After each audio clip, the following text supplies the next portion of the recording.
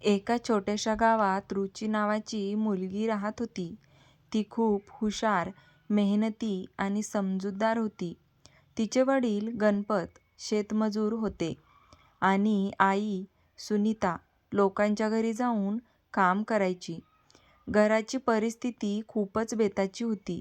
रुची लहानपणापासूनच अभ्यासात खूप चांगली होती.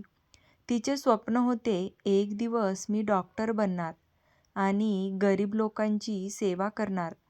गावातील शिक्षकही तिचे खूप कौतुक करायचे. एक दिवस शाळेत शिक्षकांनी रुचीला विचारले, रुची, मोठी झाल्यावर तू काय बनणार आहेस? रुची आत्मविश्वासाने म्हणाली, सर, मी डॉक्टर बनणार आहे. संपूर्ण वर्ग टाळ्या वाजू लागला. काळ पुढे सरकत गेला.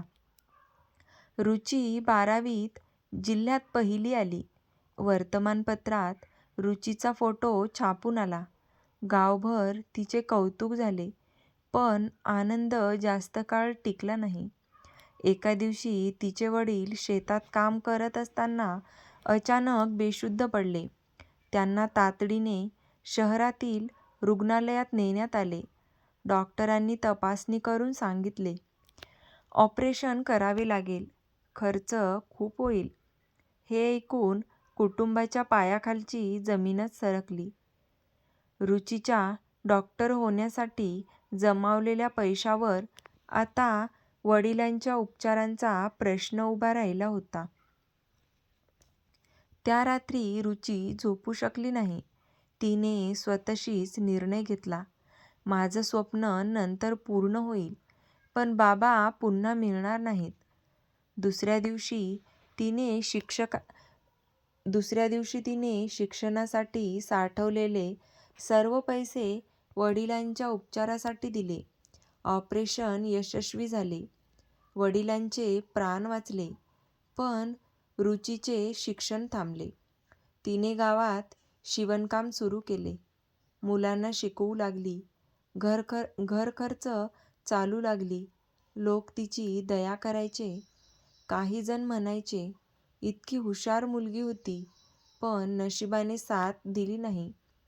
रुची मात्र हसून उत्तर द्यायची, देवाने अजून माझी गोष्ट पूर्ण लिहिली नाही. 5 वर्ष गेली. एक दिवस गावात नवीन अधिकारी आले. त्यांनी गावातील महिलांसाठी शिक्षण आणि रोजगार योजना सुरू केली. रुचीने त्यात भाग घेतला. तिची मेहनत, आत्मविश्वास आणि बोलण्याची शैली पाहून अधिकारी प्रभावित झाले.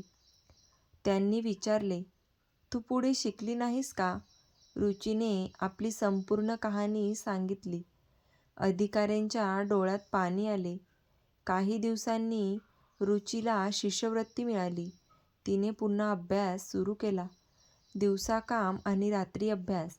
अनेकदा तिला झोप यायची, थकवा यायचा, पण ती थांबली नाही. ती स्वतःला म्हणायची, जिद्द असेल तर मार्ग नक्कीच सापडतो. अनेक वर्षाच्या मेहनतीनंतर रुचीने वैद्यकीय शिक्षण पूर्ण केले. आज ती मोठ्या रुग्णालयात डॉक्टर होती. उद्घाटन समारंभात तिच्या आई-वडिलांना प्रमुख पाहुणे म्हणून बोलवण्यात आले. मंचावर उभी राहून रुची म्हणाली, आज मी डॉक्टर आहे, पण माझ्या यशामागे माझ्या आई-वडिलांचा त्याग आहे. त्यांनी माझ्यासाठी आयुष्यभर कष्ट घेतले. माझे पहिले देव म्हणजे माझे आई-वडील. संपूर्ण सभागृह टाळ्यांच्या आवाजाने दुमदुमून गेला. गणपत आणि सुनीता यांच्या डोळ्यात आनंदाश्रू होते. ज्या मुलीने स्वतःचे स्वप्न बाजूला ठेवून वडिलांचे प्राण वाचवले होते, तीच आज हजारो लोकांचे प्राण वाचवत होती. त्या दिवसानंतर रुचीने गरीब रुग्णांसाठी मोफत उपचार सुरू केले. गावातील प्रत्येक मुलगी तिच्याकडे आदर्श म्हणून पाहू लागली. स्वप्न पूर्ण होण्यासाठी वेळ लागू शकतो, पण जिद्द, मेहनत आणि आई-वडिलांचा आशीर्वाद असेल तर कोणतेही स्वप्न अशक्य नसते. तर कशी वाटली तुम्हाला आजची ही कथा?